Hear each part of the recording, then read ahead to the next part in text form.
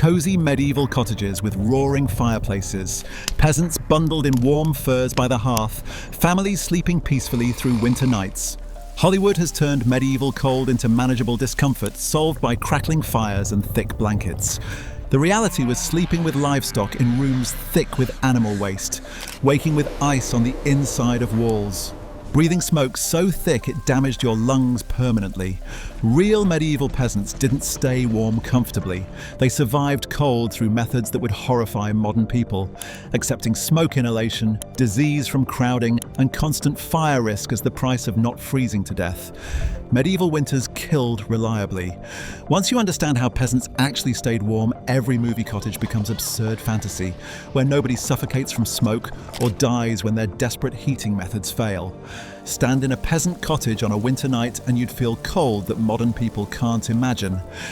You'd understand immediately why staying warm required accepting conditions that were almost as dangerous as freezing.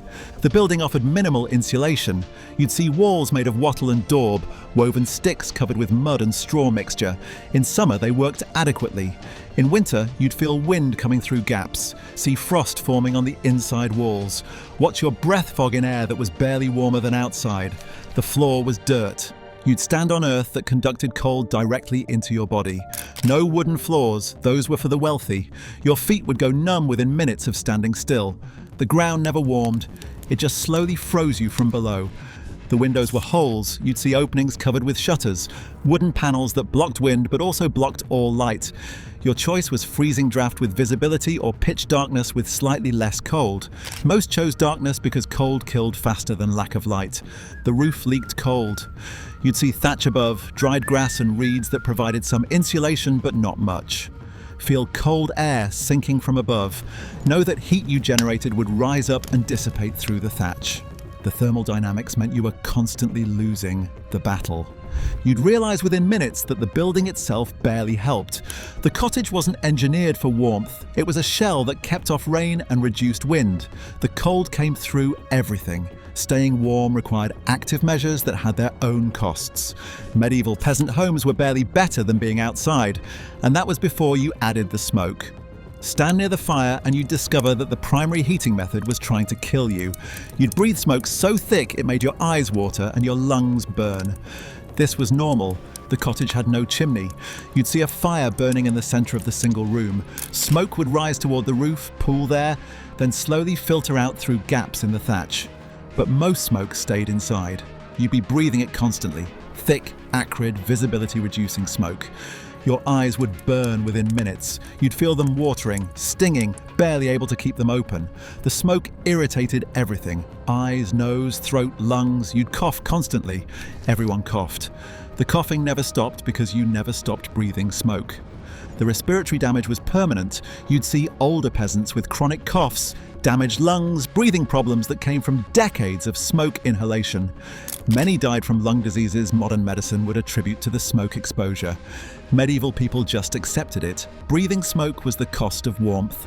The fire management was constant. You'd need to maintain the fire through the night. Let it die and you'd freeze. Keep it too hot and you'd use fuel you couldn't replace. You'd see someone waking every few hours to add wood, scraps they'd gathered obsessively during warmer months. The fuel was never enough. You'd watch families rationing wood desperately, see them burning anything flammable, dried dung, crop waste, peat if they lived near bogs. The smell was horrific. You'd breathe smoke mixed with burning feces. Your clothes, hair, skin would smell permanently of smoke. No escaping it. The fire risk was constant. You'd see the open flame burning on a dirt floor in a structure made of dried grass and wood. One spark reaching the thatch meant everyone died. It happened regularly. You'd hear about cottages burning, entire families killed in winter fires that spread too fast to escape. The choice was suffocate slowly from smoke or freeze quickly from cold. Medieval peasants chose suffocation. Stand in the cottage at night and you'd see why peasants kept livestock indoors. You'd smell them before anything else, the overwhelming reek of animal waste mixed with smoke. The animals were heat sources. You'd see cows, pigs, sheep at one end of the single-room cottage. They generated body heat. Their metabolism created warmth that made the difference between survival and death. Medieval peasants understood this practically, if not scientifically. The smell was suffocating. You'd breathe air thick with ammonia from urine, methane from manure, the musky smell of unwashed animals. Combined with smoke, the air quality was toxic. You'd feel it burning your lungs, making you dizzy. This was every winter night. The diseases spread easily. You'd see animals coughing, then humans cogching, see infections jumping between species. The close quarters meant sharing everything: air, disease, parasites. Peasants got sick constantly but had no alternative. Separating from animals meant freezing. The animals weren't clean. You'd see them urinating and defecating constantly.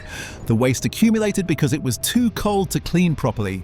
You'd be sleeping in a room where animals were actively producing waste. The floor would be muddy with urine and feces. Your nose would stop registering the smell after a while, not because it improved, but because your senses gave up. Some animals died through winter. You'd see dead livestock that couldn't be removed until spring thaw. They'd freeze solid inside the cottage. You'd live with frozen animal corpses for months. The alternative was opening the door and losing precious heat. The body heat helped. You'd feel warmer with animals present. Not comfortable, just less likely to die. You'd accept breathing toxic air, living in filth and disease risk because the alternative was freezing death. Medieval peasants shared their homes with animals not from choice but from survival necessity that required accepting conditions modern people would consider uninhabitable. Stand at bedtime and you'd see that sleeping arrangements were designed to maximize shared body heat. You'd experience crowding that made disease spread inevitable. The entire family slept together. You'd see parents, children, elderly, all in one bed or on one sleeping platform, bodies packed tight. The shared heat was critical. Alone you'd freeze, together you might survive. Personal space didn't exist. You'd sleep pressed against other bodies every night. The bed was communal. You'd see what they called a bed, raised platform piled with straw, covered with rough cloth. Everyone shared it. You feel the cold coming from below. The straw provided minimal insulation. The bodies above provided the real warmth. You'd be wearing everything you owned. See people sleeping in all their clothes, multiple layers of rough wool wrapped in cloaks covering heads with cloth. Nobody undressed for bed. Removing clothes meant losing body heat you couldn't afford to lose. The covers were inadequate. You'd see thin woolen blankets, maybe furs if the family was lucky. Not enough for real warmth. The effectiveness came from trapping body heat from multiple people under shared covers. You'd feel warmer under the pile of bodies than under layers of cloth. The children slept in the middle. You'd see youngest children placed between adults, using their parents' body heat from both sides. Infants had highest death rates in winter. You'd see families losing babies to cold despite sleeping arrangements. Some mornings the baby just wouldn't wake up. The disease transmission was rapid. You'd share air, breath, fluids with everyone in bed. Someone got sick, everyone got sick. The close quarters meant respiratory diseases spread through families in days. But separating meant freezing, so everyone stayed pressed together despite the health cost. Some families brought animals into the bed. You'd see goats, dogs, even chickens sleeping with humans. Any living body that generated heat. The smell and filth intensified. But the warmth mattered more than dignity or hygiene. Medieval sleeping arrangements weren't about rest, they were about concentrating enough body heat in one space to prevent freezing death. Stand examining peasant winter clothing and you'd see that the wealthy's furs and fine wool never reached the poor. You'd understand why people died from exposure wearing everything they owned. The base layer was rough wool. You'd feel fabric so coarse it scraped skin raw. Wool from local sheep, badly processed, never cleaned. It would be itchy, uncomfortable, but it insulated even when damp. You'd wear it directly against skin despite the irritation because alternatives didn't exist. The layers accumulated. You'd wear multiple tunics, every piece of clothing you owned all at once. 3 tunics, 2 cloaks, cloth wrapped around feet inside worn shoes. You'd look bulky and still feel cold. The clothing was inadequate, but it was everything available. The clothes were filthy. You'd be wearing garments you hadn't removed in months. Washing in winter meant the clothes might not dry before you froze. You'd see clothing stiff with dirt, sweat, and worse. The smell was permanent. Everyone smelled. Nobody noticed because everyone was equally filthy. The feet were vulnerable. You'd see peasants with cloth wrapped around feet, no proper boots, worn shoes with holes, feet that were chronically cold, often frostbitten. You'd see people losing toes to frostbite. It was common. Expected. Feet were always coldest and often sacrificed to cold. The head covering mattered desperately. You'd wrap cloth around your head while sleeping. Most body heat escaped through the head. Medieval peasants understood this practically. You'd sleep with cloth covering your entire head, breathing through fabric, accepting reduced oxygen for better heat retention.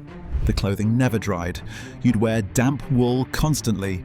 Your body heat would create moisture. The smoke-filled cottage wouldn't let it evaporate. You'd live in damp, dirty, scratchy clothing for entire winters. The dampness made you colder, but there was no solution. Some desperate measures showed the severity. You'd see people wrapping themselves in straw, stuffing clothing with dried grass for insulation, using anything that trapped air. The appearance was absurd. The desperation was absolute. Medieval winter clothing barely worked. It slowed heat loss without actually providing comfort or preventing suffering. Stand in the cottage through a particularly cold winter and you'd see what happened when survival methods failed. You'd watch people dying despite desperate measures. The weakest died first. You'd see elderly who couldn't generate enough body heat, children whose small bodies lost warmth faster, sick people who couldn't maintain metabolism. You'd watch them getting colder despite being buried in the family pile. See them getting weaker, stop responding, die while surrounded by family who couldn't save them.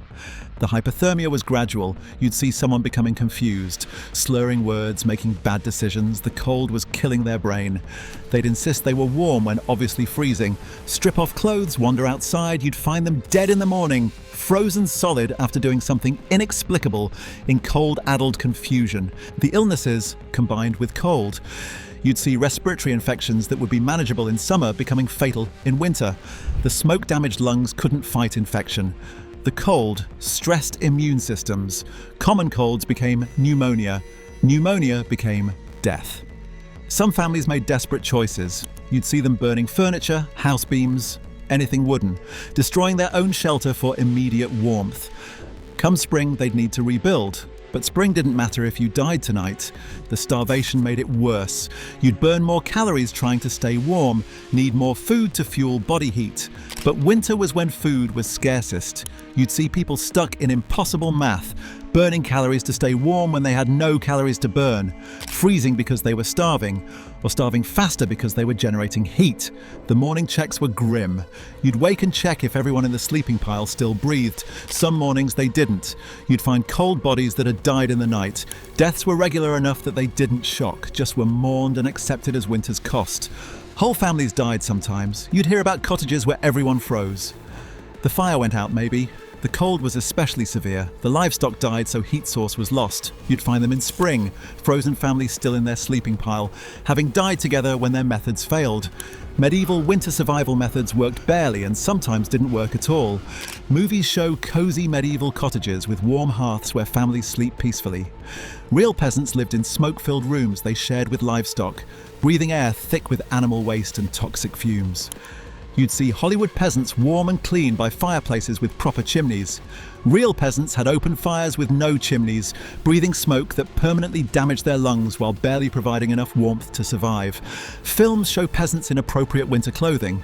Real peasants wore every filthy garment they owned simultaneously, never washing them, sleeping in damp wool that smelled of smoke and animals, and never properly warmed their bodies. Hollywood ignores that sleeping arrangements meant entire families pressed together with animals in conditions that spread disease rapidly. Real survival required accepting filth, crowding, and infection risk as alternatives to freezing. Movies never show the deaths. Real winters killed the weak, the old, the young, and sometimes entire families when survival methods failed during particularly cold periods. Films romanticize medieval winter as charming season. Real winter was life-threatening emergency, where people accepted breathing toxic smoke, living with animal waste, and sleeping in disease-spreading crowds as the only alternative to death. Modern people imagine medieval peasants had quaint solutions to cold. Stand in a real medieval cottage in winter and you'd be breathing smoke thick enough to reduce visibility, smelling animal waste mixed with burning dung, sleeping pressed against unwashed bodies and livestock, wearing every filthy garment you owned, and still feeling cold enough that you'd understand why people died regularly. Medieval peasants didn't stay warm comfortably. They survived winter by accepting living conditions so toxic and filthy that the methods themselves caused disease, lung damage, and regular deaths. The choice wasn't warmth versus cold, it was slow death from smoke and disease versus fast death from freezing.